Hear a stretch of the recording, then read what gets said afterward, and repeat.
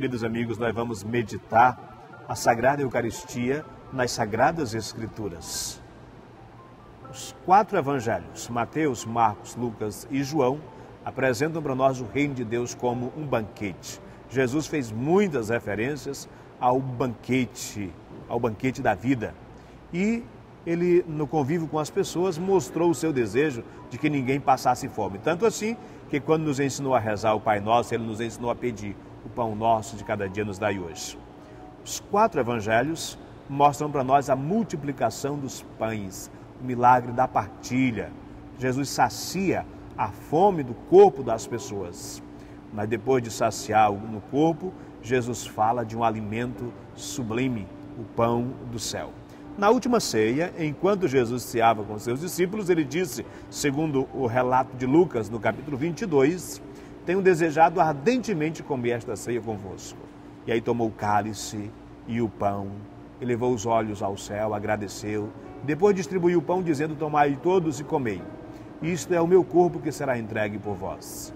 Depois fez a mesma coisa com o cálice e passou aos seus discípulos, dizendo: tomai todos e bebei. Este é o cálice do meu sangue, o sangue da nova e eterna aliança, que será derramado por vós e por todos para a remissão dos pecados. E disse: fazei isto em memória de mim.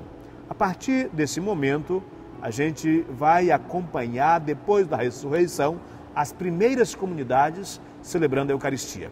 Você pode acompanhar os capítulos 10 e 11 da primeira carta de São Paulo aos Coríntios e você vai ver como que a comunidade celebrava, com a consciência, com a convicção de que não era apenas uma memória, mas uma atualização daquela última ceia. São Paulo diz: por acaso ignorais que o pão que nós recebemos é a comunhão com o corpo do Senhor e o cálice que nós bebemos é a comunhão com o sangue do nosso Senhor?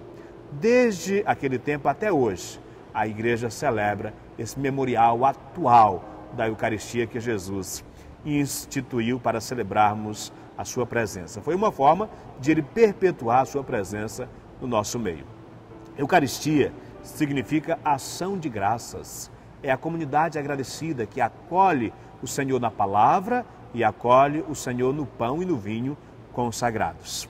Na missa, quando nós nos reunimos, nós nos colocamos como comunidade orante, escutamos a palavra de Deus, a meditamos e depois apresentamos o pão e o vinho, oferendas do povo de Deus, para serem consagradas e depois é partilhada como alimento.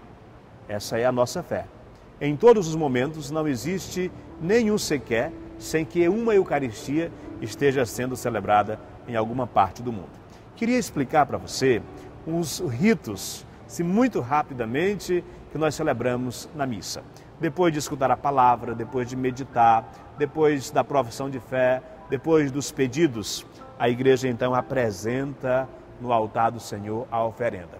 Nós temos, por exemplo, na missa, o cálice. O cálice é apresentado durante o ofertório. Tem este pano chamado corporal. Ele é colocado sobre o altar para que aqui seja consagrada a oferenda do povo. Depois nós temos este pedaço de pano duro, chama-se pala. Ele é uma proteção. E aqui nós temos o pão. O pão é apresentado. O padre pega o pão e apresenta ao Senhor dizendo: bendito sejais, Senhor Deus do universo, pelo pão que recebemos de vossa bondade, fruto da terra e do trabalho humano, que agora vos apresentamos e que para nós se vai tornar pão da vida. É uma apresentação da oferenda do povo de Deus. Depois o padre pega o cálice, toma este pano chamado sanguíneo, que serve para a purificação, purifica o cálice, e depois ele coloca o vinho e a água, dizendo o seguinte: pelo mistério desta água e deste vinho, possamos participar da divindade do vosso Filho, que se dignou assumir a nossa humanidade. Um pouquinho de água significa a nossa participação no sacrifício salvador de Jesus. E apresenta ao Pai dizendo: bendito sejais, Senhor Deus do universo, pelo vinho que recebemos de vossa bondade, fruto da videira e do trabalho humano, e que agora vos apresentamos, que para nós se vai tornar vinho da salvação. Depois ele depõe o cálice sobre o altar, cobre com a pala com muito zelo, e depois faz a seguinte oração: de coração contrito e humilde, sejamos, Senhor, acolhidos por vós, e seja o nosso sacrifício de tal modo oferecido que vos agrade, Senhor nosso Deus. Depois ele se volta geralmente para um coroinha e diz: lavai-me, Senhor, de minhas faltas e purificai-me dos meus pecados. Aqui há a água, a bacia e o manustejo. Nós não vamos lavar, estamos apenas ajudando você a compreender. Este pão e este vinho apresentados a Deus são consagrados por meio da oração da igreja e a repetição das palavras de consagração do próprio Jesus. Uma vez consagrados, então este pão, que no princípio foi apresentado simplesmente como pão, fruto da terra e do trabalho humano, agora é distribuído como mistério, agora é presença do Senhor.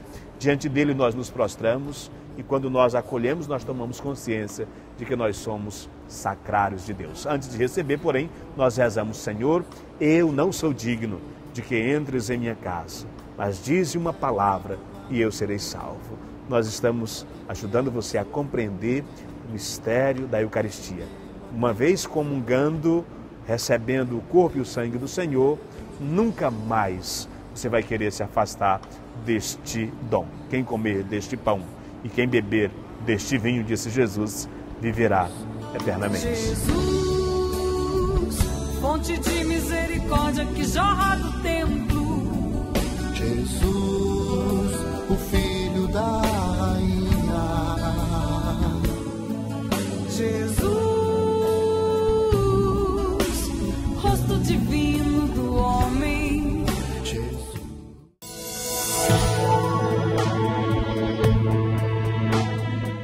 No nosso programa nós estamos com um espaço especialmente reservado para que você, telespectador, possa me enviar uma pergunta e eu vou te responder com a maior alegria. Poder ajudar alguém é uma satisfação. A Conceição Almeida, de Manaus, mandou para nós a seguinte pergunta: em que ordem eu devo ler a Bíblia? Ora, a Bíblia é um conjunto de livros, ela, na verdade, uma biblioteca. Para compreender a Sagrada Escritura, você não pode ler como se lê um livro de história, mas se deve ler de maneira pedagógica.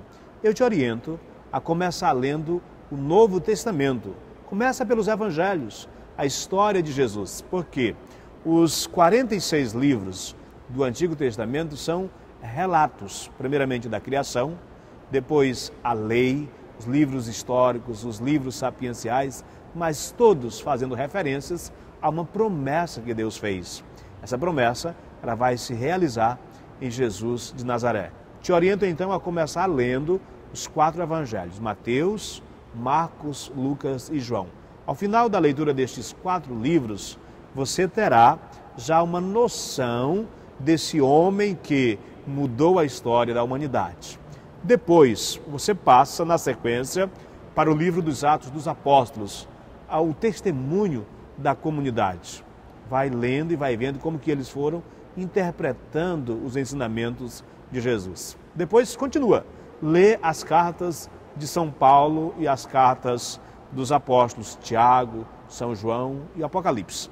Terminando o Novo Testamento, então você pode ler o Antigo Testamento à luz do Novo, porque você só vai compreender o Antigo Testamento à luz de Jesus Cristo. Então, se eu posso te orientar, eu te orientaria desta forma: começa lendo os Evangelhos, os Atos dos Apóstolos e as cartas. Depois você vai para o Antigo Testamento e tudo vai ser muito mais fácil. Não é que um livro seja mais importante do que outro. Estou utilizando uma pedagogia para te ajudar a aprender a Sagrada Escritura. Na segunda carta que São Paulo escreveu a Timóteo, no capítulo 3, versículo 16, São Paulo diz: toda a Escritura é inspirada e útil para ensinar, para repreender, para encaminhar e instruir na justiça. Com isso, o homem de Deus estará formado e capacitado para todo tipo de obra boa.